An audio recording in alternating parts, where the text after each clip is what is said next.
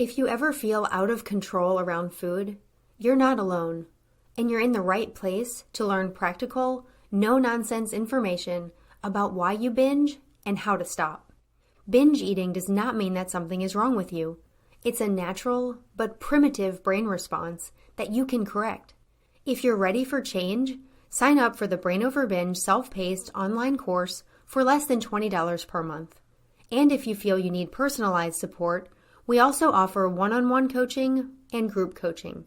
To learn more, go to brainoverbinge.com/subscribe. And I hope you enjoy the show.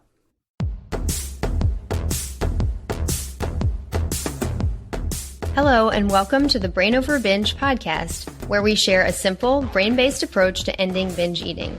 I'm Kathryn Hansen, author of 2 books on binge eating recovery, Brain Over Binge and the Brain Over Binge Recovery Guide. I'm so glad to be co-hosting this show with Cookie Rosenblum, who is a master coach and also an author, and who uses these principles we're sharing in this podcast to help her own clients. Welcome, everyone, and thank you, Kathryn. I'm happy to be here for you and to be part of helping you in a full recovery from binge eating. In this podcast, we hope you'll gain valuable information and insights that are going to help you stop binge eating and move on with your life. We want to empower you and encourage you and help make recovery as simple as possible.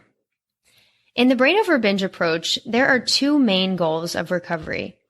The first goal is to dismiss urges to binge, and the second goal is to eat adequately. In the last episode, we started going into detail about how to dismiss the binge urges. There are 5 components that I teach about how to dismiss binge urges. And last time we talked about component 1, which was viewing the urges to binge as neurological junk. In this episode, we're going to move on to component 2, which is to separate the higher brain from the urges to binge. So let's go into a little detail about what this component means. At a really basic level, it's learning that your higher brain, is separate from your urges, which come from your lower brain. And because they're separate, and because your higher brain is essentially really in charge, you are fully capable of dismissing the urges. We want you to know that you are separate from the urges, and knowing that helps reduce the intensity, so you don't feel as controlled by the urge. You see it differently. Separating from those urges, it's a mental shift. It's not something that you have to actively do. It's something that you experience. And when you do, it makes the urges feel way less convincing. Now, it may come right away with insight and recognition, or it just may take time and practice. There's no one right way to do it. But when you see it, it feels very different. So to help you separate from the urges, it can be really helpful to recognize the difference between the urge voice that you hear in your head and your own true voice, your own voice that always wants what's best for you. And the difference is that the urge voice only calls for immediate pleasure, and it doesn't care about long-term consequences. You need to learn, and it's one of the things that we do, one of the exercises we do in our course, is learning how to be able to recognize the difference so you know right away that this is the urge from your lower brain and there is no need to respond to it. That's right. And you, in your higher brain, have goals for yourself that are not compatible with the eating disorder. You want more from your life than to be trapped in a life of binge eating. If you're going to recover, you have to distance yourself from the voice that says you actually want to binge, because that voice is not you. The urges can feel intrusive, and they're really unwanted in your life. They aren't a signal of what you want now or what you want in the future. And as we've learned, the urges come from your lower brain, the more primitive, instinctual part of your brain. And that part of your brain is not concerned with your future or your goals, because that is simply not its job. The lower brain's job is to maintain your habits, to drive you toward behaviors it senses are necessary for your survival. And it's your higher brain that's in charge of your goals and your future. That's the part of your brain that thinks about what you want for your life, and you do want better for yourself. The good news is that you, in your higher brain, has complete power over your binge urges. It's only the higher brain that can control your voluntary muscle movements. So movements that you use to binge, like getting up and walking to the refrigerator or driving to a fast food restaurant. These muscles that you use to do these actions are only in control of your higher brain. All the lower brain can do is send impulses and encourage you to act. But when you feel these urges, know that you have complete power to choose not to act.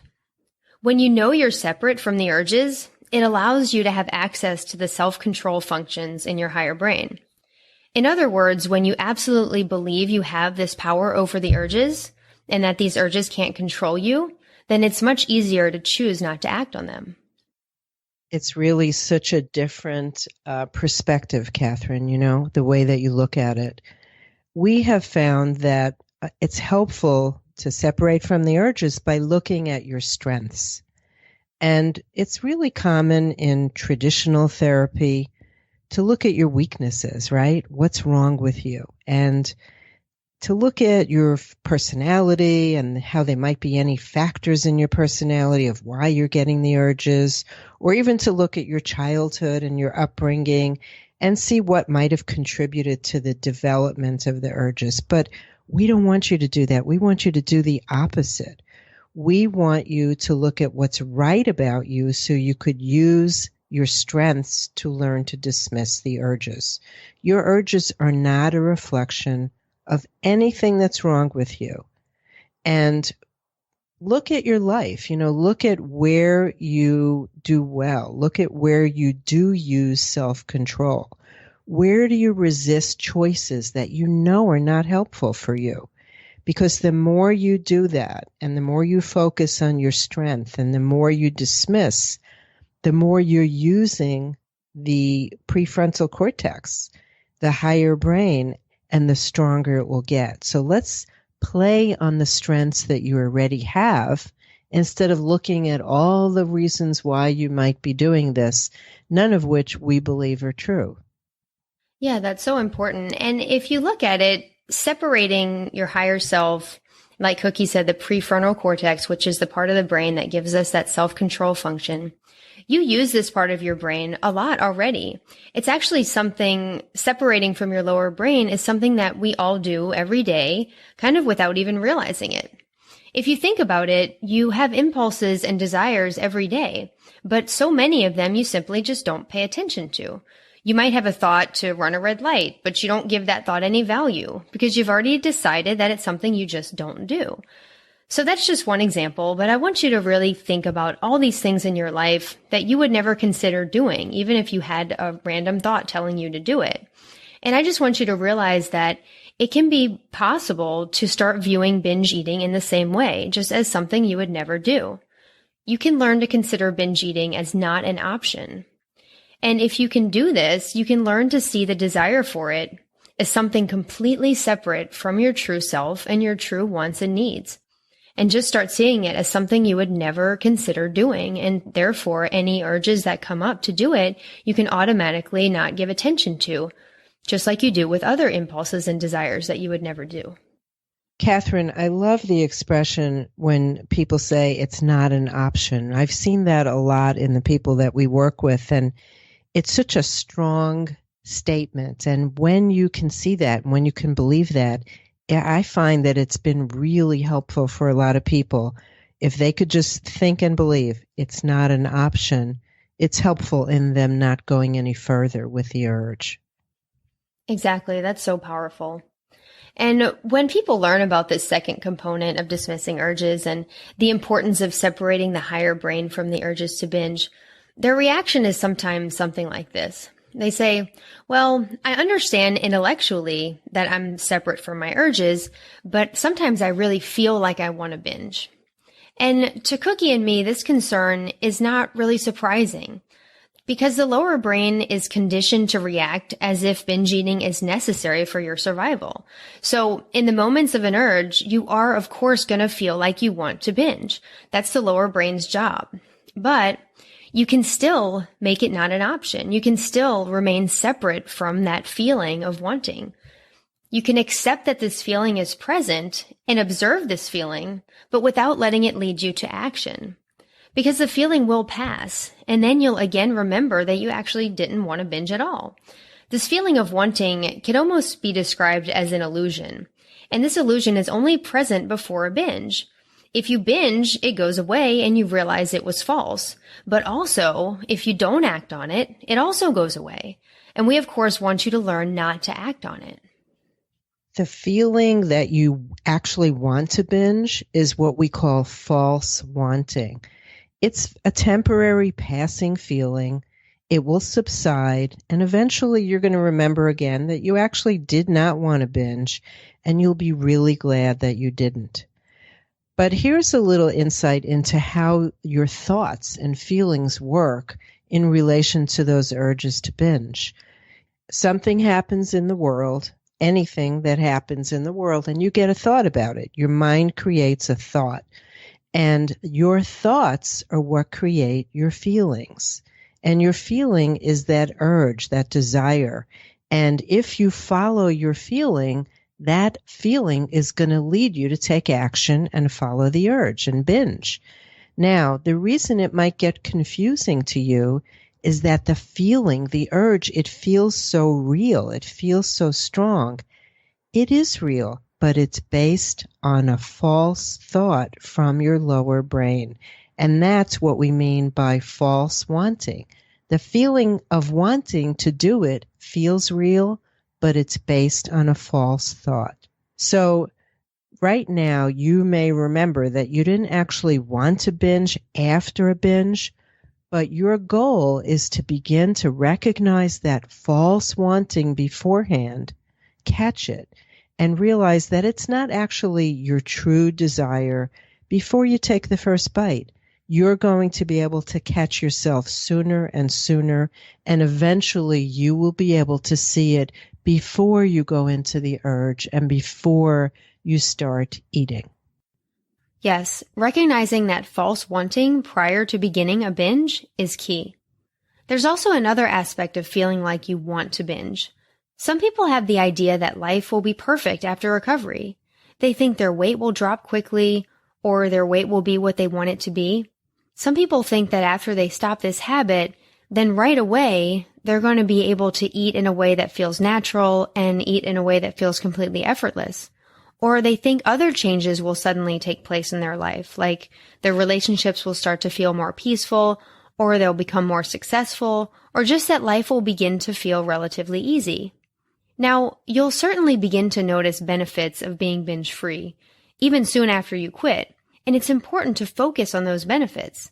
But it's also very important to know that stopping a destructive habit doesn't guarantee a rapid transformation.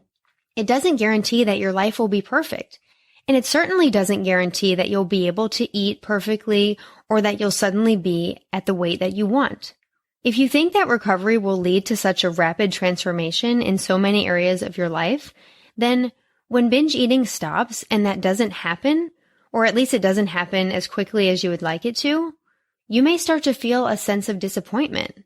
And that disappointment can possibly trick you into thinking that maybe you do actually want to binge. But that's simply not true. And that's the benefit of separating your other problems from binge eating, because even if you have hundreds of other problems, none of those mean that you should go back to binging. None of those mean that you actually want to binge after all. Binge eating is not a solution to any of those problems. Even if life feels difficult after recovery, even if it feels more difficult than maybe you think it should, binge eating is only going to make it worse. It doesn't ever take pain away. As we've talked about, binging is not something that successfully helps you cope with anything. It only adds more pain. When you have the binge eating habit, you still have all the problems and challenges and difficulties of life, which are often inevitable, but then you also have the pain of binge eating on top of that. What we want you to know is life will absolutely be better without binge eating, but it certainly won't be perfect. And expecting it to be perfect, or expecting that stopping this habit will lead to such a sudden change in all areas of your life, is not very helpful.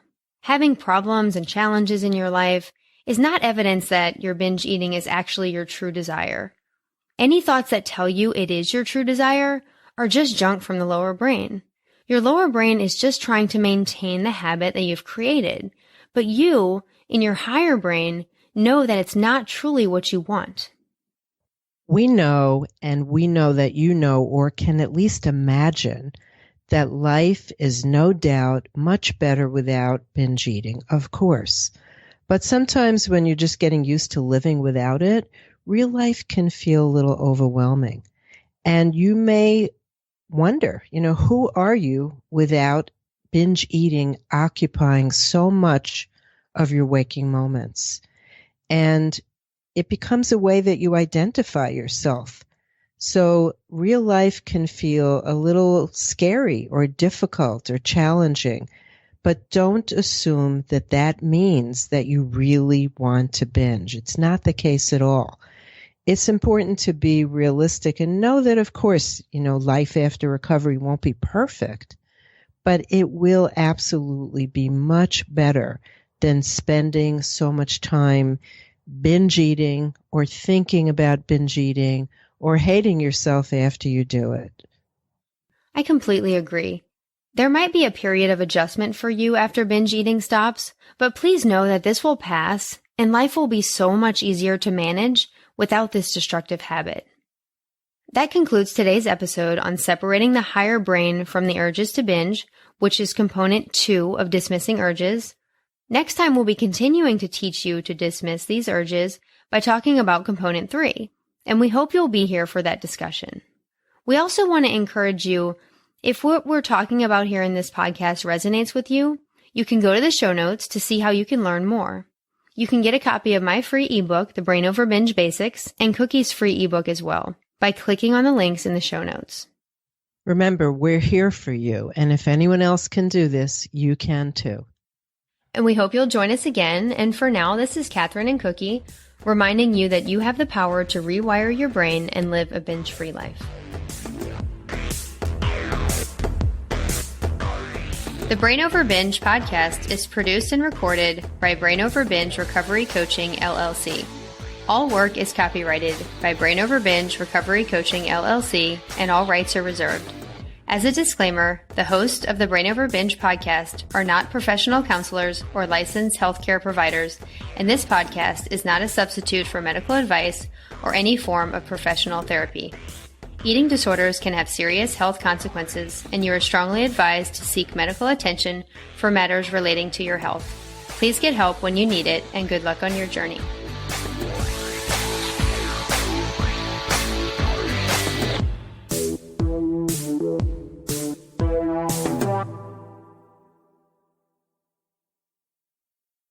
Need more help? You can find all of our current and upcoming options for support at brainoverbinge.com.